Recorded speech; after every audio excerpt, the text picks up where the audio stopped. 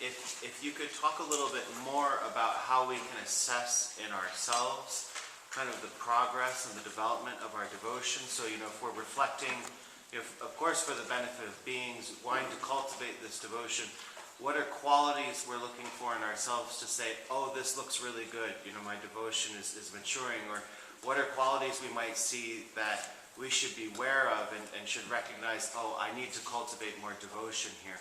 And then... Okay, that is, devotion of course. But what in the teaching said, sign of the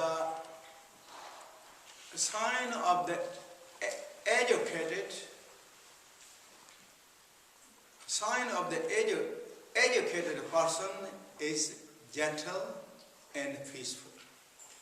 Sign of the realization is less negative emotions. So that is really the very good simple explaining about one's own self, how we can judge ourselves. Somebody else judge to us to say something that will be many times upsetting. It's not easy to accept. But one's own every judge ourselves, how our practice is developing. And that is then just a devotion, of course, devotion you ask, but also how much our loving kindness, compassion is developed.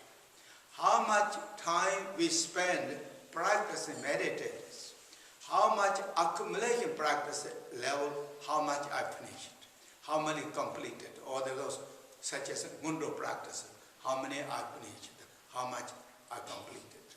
And then emotional level, what I used to be and now what I am now, and how many finished.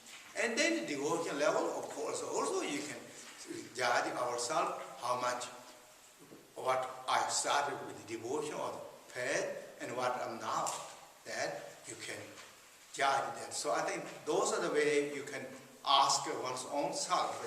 Read our own mind. Mind is not really out of anyone's can see by anyone except ourselves. So judge ourselves by ourselves is, according to the teaching, is really the best. And I'm sorry, is it okay if I ask a follow-up? Mm-hmm. So as we're assessing ourselves, going over these qualities that you're speaking of here, and we're noticing places where, oh, my devotion's a little stuck here, I'm noticing these qualities aren't quite ripening, particularly in relation to devotion. Are there practices in particular that are beneficial to highlight to help us kind of move through obstacles to devotion? That is, I think, and devotion, that is, I think, the true, really practice, such as in the teaching, say the Guru Yoga practices and the Vajrasattva practices. And this is why it's blocking that devotion, according to the teaching, it is because of our obscurations. So the purification practices, accumulation practices are really the best according to teaching. And together with that, and they feel some or have some intellectual thought, and I'm going to feel more devoted to my practice, and I'm going to develop more devotions. And then with that thought, and also see that qualified teacher or whatever that you like to have devotion, see that teacher or those teachers being quite kind and good and all that. And then in the teaching always said you should see teachers' qualities as three different ways. Three, like kindness of the teaching, kindness of the transmission, kindness of the empowerment. Those are also teachings said that. So also reflecting those thoughts. And then there are a few more different ways to think, but I will talk tomorrow to you. But those are really the way to go on that, but mostly to the really practices such as Guru Yoga practices and Bodhicitta practices and accumulation practice, Vajrasattva practice.